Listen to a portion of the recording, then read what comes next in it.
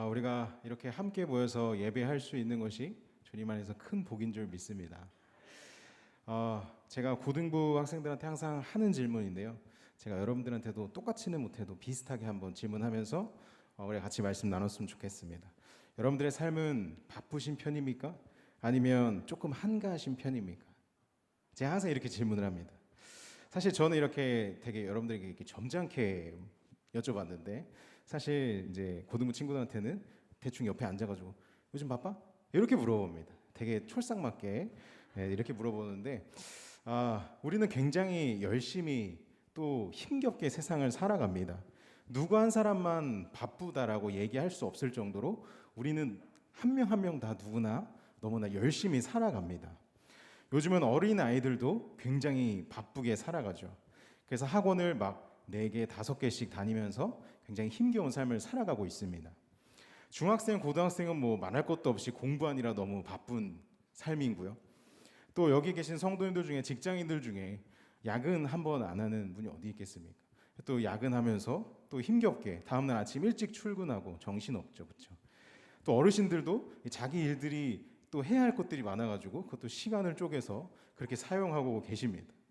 열심히 살아가는 우리, 열심히 삶을 살아가지만 우리의 앞길은 사실 그렇게 쉽지는 않은 것 같습니다. 우리 고등부들 친구들 열심히 공부하는데 지금 굉장히 열심히 공부합니다. 원래 지금 끝나고 학원 가야 되는데 제가 열심히 이렇게 붙잡고 있습니다. 네, 이 학원을 가는데 이렇게 열심히 공부하는데 여러분들 원하는 성적 쉽게 냅니까? 네, 감사합니다. 네, 짜고 치는 건 아닙니다. 네, 이렇게 표정만 봐도 아니라는 것을 알 수가 있죠. 이 공부에만 국한된 문제는 아닙니다. 이 열심히 신앙생활하는 신앙인에게도 우리에게도 이 문제는 마찬가지로 적용이 됩니다.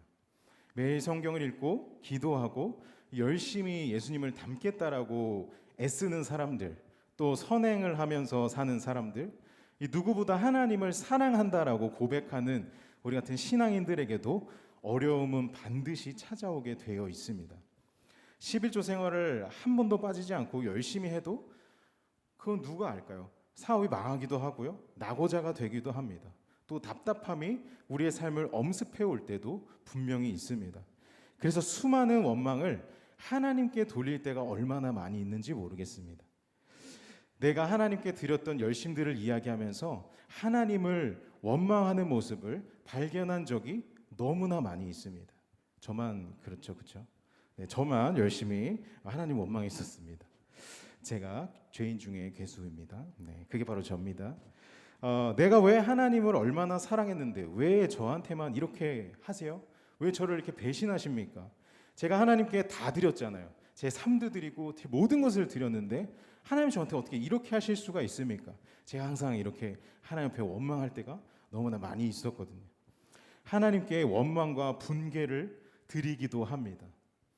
열심히 수고한 결과가 이런 것일까? 왜 믿는 사람들이 이렇게 힘겹게 살아가야 하는 것인가? 한탄이 나오기도 하고 하나님에 대한 의구심까지 들기도 합니다. 우리의 생각을, 그런 생각들이, 이 안 좋은 생각들 우리의 마음을 사로잡기도 합니다. 이런 것들은 하나님을 많이 사랑하는 사람들에게 더 많이 나타날지도 모릅니다. 믿는 도끼에 발등치 꼈다고들 이야기하잖아요. 그런 것처럼 하나님이 너무 원망스럽게 생각할 때가 있다라는 것이죠. 우리만 그런 것이 아니라 예전에 하나님께서 정말 직접 부르신 이 이스라엘 백성들도 그렇게 느꼈다라는 것입니다. 하나님의 택하심을 받았던 이 이스라엘 백성들을 그들이 하나님을 원망하기 시작했습니다. 상황을 보면서 풀리지 않는 상황 가운데 하나님을 바라보며 원망했던 것이죠. 하나님께서 노예 생활을 하던 이 이스라엘 백성들을 보시고 어려움을 보시고 말씀하셨습니다. 오늘 말씀은 나누지만 한 구절만 같이 보겠습니다. 출애굽기 3장 9절에 이렇게 얘기합니다. 이제 이스라엘 자손의 부르짖음이 내게 달하고 애굽 사람이 그들을 괴롭게 하는 학대도 내가 보았으니, 이렇게 얘기하십니다. 하나님께서 이스라엘 백성들이 부르짖는 소리를 들으셨습니다. 그리고 하나님은 애굽 사람들의 학대를 보시고 이 이스라엘 백성들을 구해내십니다. 이스라엘은 하나님 덕분에 사실은 이 애굽의 노예 생활을 청산하게 되는 거죠. 청산하게 되고 맨몸으로 그냥 나온 것이 아니라 많은 재물까지 같이 가지고 나오게 됩니다.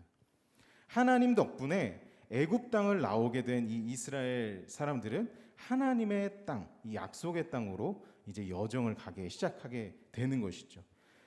애굽에서 가나안 땅까지는 대략적으로 약 300km 정도 됩니다. 꽤 먼 거리죠. 서울에서 부산까지가 대략 한 400km 정도 되니까 그것의 한 4분의 3 정도 되는 것입니다. 차가 있으면 사실 4시간에서 5시간이면 도착할 정도의 거리입니다. 이 여자와 아이들과 이 짐을 끌고 가야 하기 때문에 하루에 대략적으로 20km 정도만 갈 수 있다라고 사람들은 추측을 합니다. 하루에 20km를 갈 수 있으면 이 최단 거리로 300km를 걸어가기 위해서는 며칠이 필요할까요? 우리 수학 잘하는 계산 됩니까? 네, 이건 제가 짜놓지 않았습니다. 네, 제가 이제 수학에 울렁증이 있어서 자신 없지만 대략 계산해 보면 보름 정도 걸립니다. 집에 가서 한번 계산해 보시고요. 아무튼 하나님께서는 이 최단 거리로 이 이스라엘 백성들을 이끌지 않으시고 빙글빙글 돌려서 그 땅에 머물게 하십니다. 그래서 그 거리가 대략 1200km 정도 늘어나게 됩니다. 300에서 1200으로 늘어난 거죠. 굉장히 긴 거리가 되었습니다. 1200km가 되면서 부산을 왔다 갔다 할 정도의 거리로 늘어나게 됩니다. 걸어서 그 거리를 간다고 생각하면 끔찍할 만큼 지금 다리가 저려오는 그 고통이 예상이 됩니다. 여러분들 이스라엘 백성들이 이 광야에서 몇 년을 생활했는지 아십니까?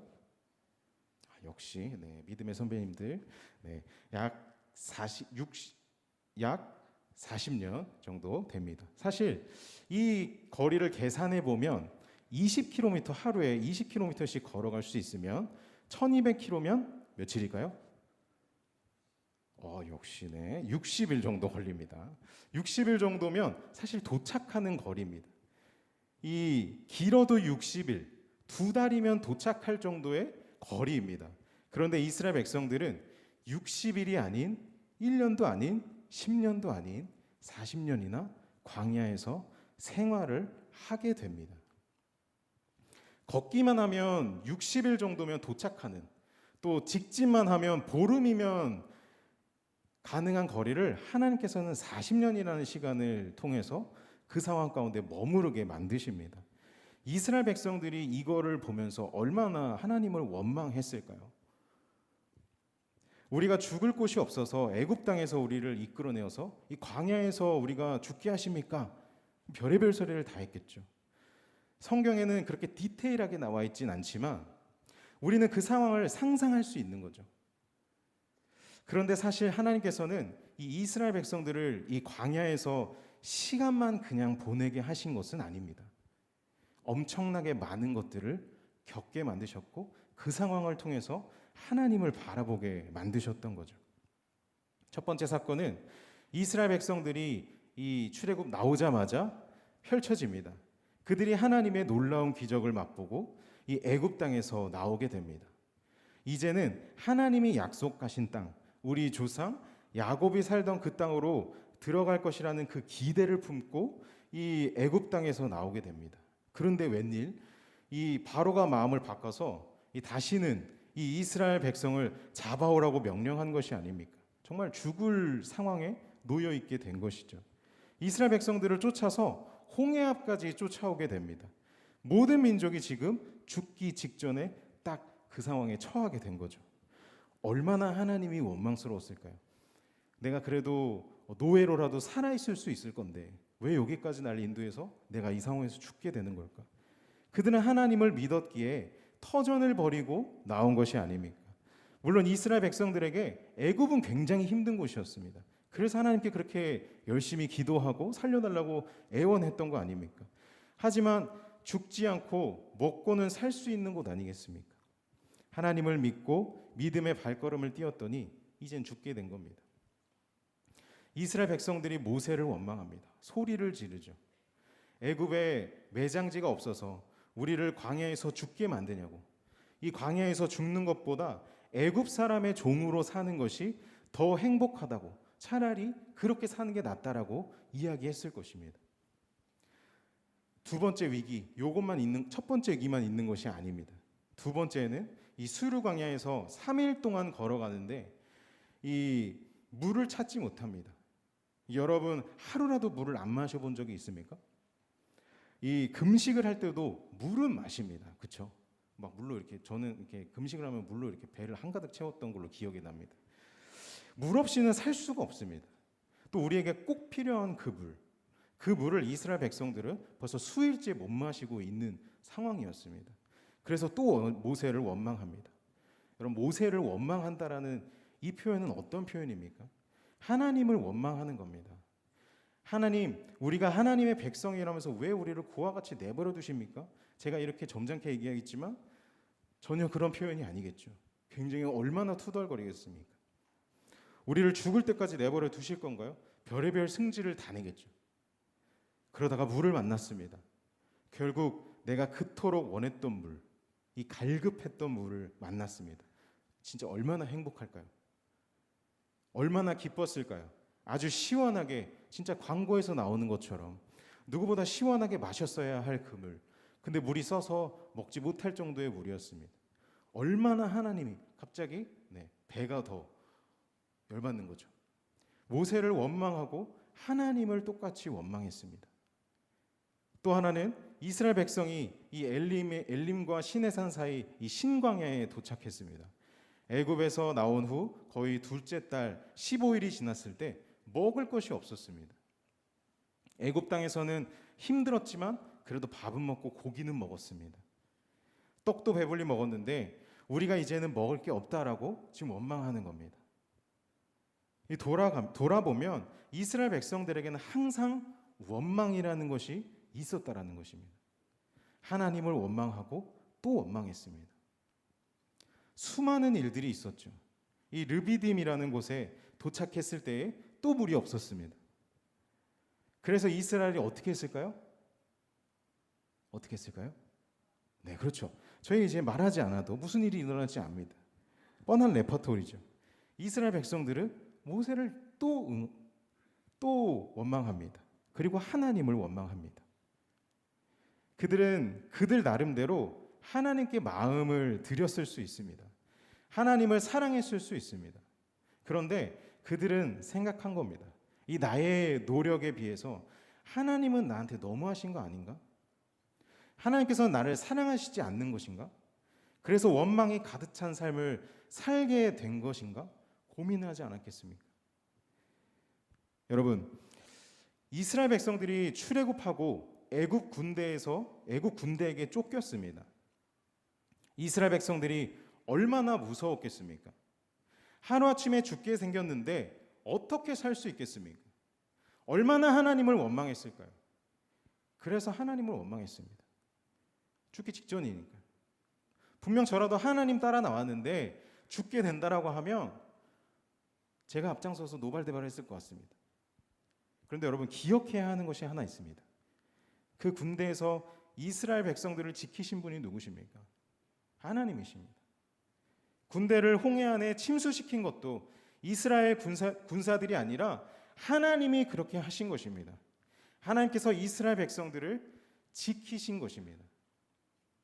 그것도 원망하는 사람들에게 은혜와 자비라는 것을 선물로 베풀어 주셨습니다. 하지만 그들은 그것을 마음 깊숙이 은혜라는 것으로 전혀 받아들이지 못했습니다. 이스라엘 백성들이 물을 찾아 헤맸습니다. 얼마나 목이 말랐을까요?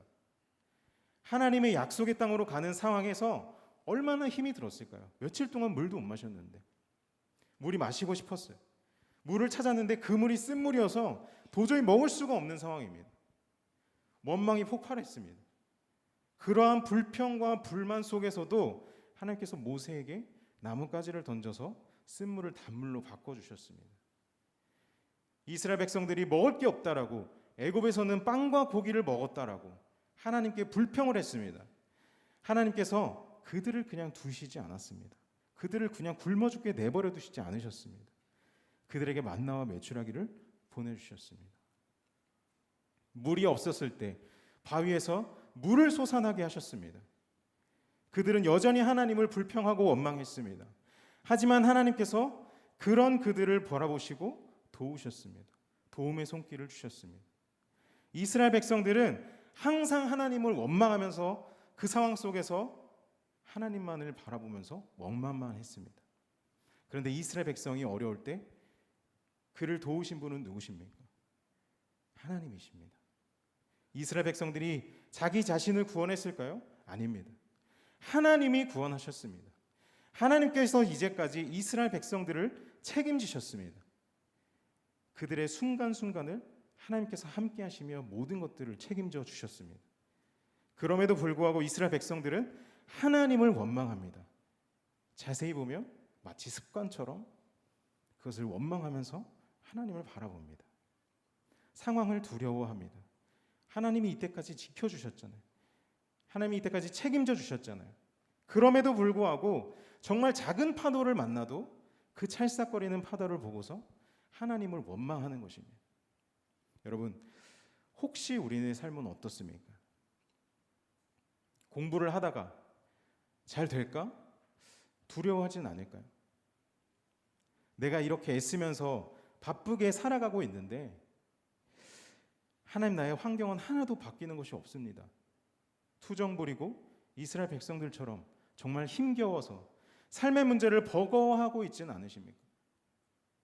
우린 도대체 무엇을 바라보며 살아가야 할까요? 그런 우리에게 하나님은 말씀하십니다. 29절과 30절을 같이 한번 보겠습니다. 내가 너희에게 말하기를 그들을 무서워하지 말라, 두려워하지 말라. 너희보다 먼저 가시는 너희의 하나님 여호와께서 애굽에서 너희를 위하여 너희 목전에서 모든 일을 행하신 것 같이 이제도 너희를 위하여 싸우실 것이며. 하나님 여호와가 우리보다 어떻게 하신다고 말씀하십니까? 먼저 가시겠다라고 말씀하십니다. 하나님이 우리보다 한 발자국 더 먼저 가까이 가시는 겁니다. 애굽으로부터 우리를 위해서 모든 것을 행하셨고 이전까지 우리를 위해서 싸우신 것처럼 이제도 우리를 위해서 함께 싸우시겠다라고 말씀하시는 겁니다.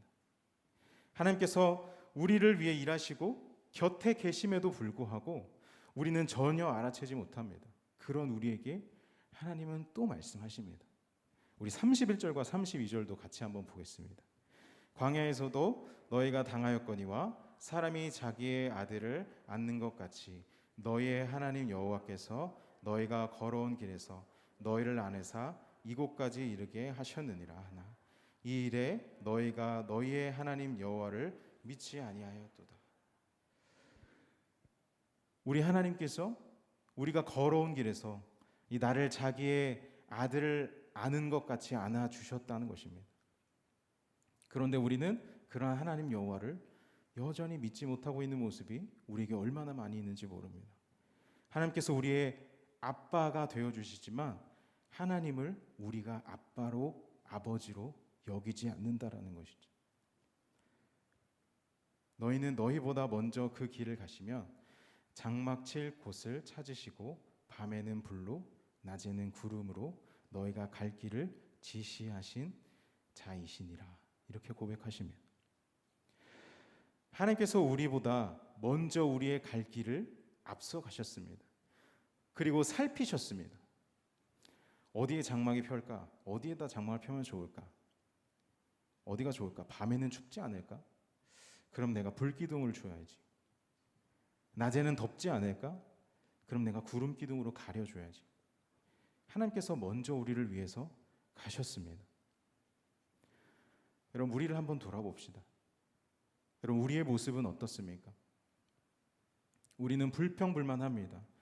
하나님께 감사하지 않고 주시지 않는 것들만 생각하면서 그것들만 먼저 눈에 보이며 그것만 바라보면서 원망할 때가 너무나 많이 있습니다. 우리가 잘 생각해 보면 사실 그렇게 힘든 것 같지 않은데 힘겹다고 투정하고 있지는 않을까요? 우리는 순간순간을 힘들어하는 것이죠. 이스라엘 백성들이 하나님 앞에서 습관적으로 힘들다라고 얘기하는 것처럼 믿음이 있던 없던 우리는 힘들어합니다. 이런 연약한 게 우리의 모습입니다.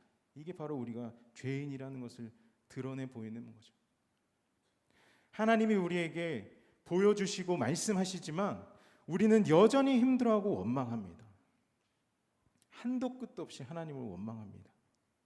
그런데 우리의 삶을 돌아보십시오. 이때까지 그런 위기에 분명히 우리가 있었지만 그 위기는 내가 아닌 하나님께서 해결해 주셨다는 것을 바라보면 좋겠습니다. 그래서 우리가 이 자리에 있지 않습니까? 위기의 해결자는 내가 아니라 하나님이십니다. 내가 했다라는 생각이 드는 그 순간 속에서도 하나님은 우리를 위해서 한 걸음 더, 10걸음 더 앞으로 나아가셔서 그 일들을 지금 해결하고 계신다는 것입니다. 그 지키시는 변함없는 사실을 우리가 잊지 않고 살아가기를 소망합니다. 사랑하는 우리 대기교회 성도 여러분, 우리의 삶의 문제보다 훨씬 크신 하나님을 우리가 바라보면 좋겠습니다. 우리의 그 어떠함보다 훨씬 지혜로우시며 10걸음 얼마나 더 앞서가시는지는 잘 모르겠습니다. 그 앞서가시는 하나님을 바라봤으면 좋겠습니다. 그 어떠한 것보다 크신 하나님, 우리에게 힘든 일이 찾아올 때가 있습니다. 왜 나만 이렇게 힘든 걸까? 이런 생각이 들 때가 있습니다. 그러나 우리만 힘들어하는 것이 아니라 하나님도 함께 힘들어하고 계시며 우리를 공감해주고 계십니다. 나만 아파하는 것이 아니라 우리보다 하나님이 먼저 앞서가시면서 아파하고 계십니다. 하나님은 언제나 그 어떠한 순간과 내가 슬프고 기쁠 때나 어느 상관없이 우리와 함께 하시기를 원하십니다. 여러분, 하나님의 음성에 우리는 이제 귀를 기울이며 나아가야 하지 않을까요? 두려워하지 말라, 내가 너와 함께함이라. 그 사실을 잊지 않고 담대하게 살아가는 저와 여러분들이 되기를 소망합니다. 우리 고중부 친구들도 이제 앞으로 수많은 고비들이 찾아올 겁니다. 여러분들이 열심히 이렇게 살아왔지만 어려움들도 만났잖아요. 그런데 그것과는 지금 어떻게 보면 비교조차 되지 않는 어려움들이 엄습해 올지도 모릅니다. 하지만 우리가 그것과는 상관없이 우리는 걱정하지 않아도 됩니다. 하나님께서 우리의 문제를 해결해 주실 것이기 때문입니다. 이 이스라엘 백성들을 끊임없이 지키시는 것처럼 우리도 끝까지 지켜주실 것입니다. 이 사실을 붙들고 살아가는 우리 고등부 그리고 우리 모두가 되기를 소망합니다. 우리 그런 마음으로 같이 한번 찬양하면서 우리의 마음을 하나님께 드리길 소망합니다. 아무것도 두려워 말라, 아무것도 두려워 말라, 주 나의 하나님이 지켜주시네. 놀라지 마라, 겁내지 마라, 주님 나를 지켜주시네. 한 번 더, 아무것도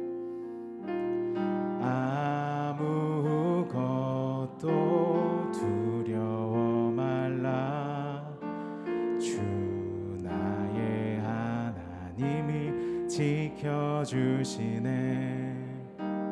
놀라지 마라, 겁내지 마라, 주님 나를 지켜주시네. 세상에 내 맘이 힘에 겨워 지칠지라도 주님 나를 지켜주시네. 세상의 험한 풍파 몰아칠 때도 주님 나를 지켜주시네. 주님은 나의 산성, 주님은 나의 요새, 주님은 나의 소망, 나의 힘이 되시며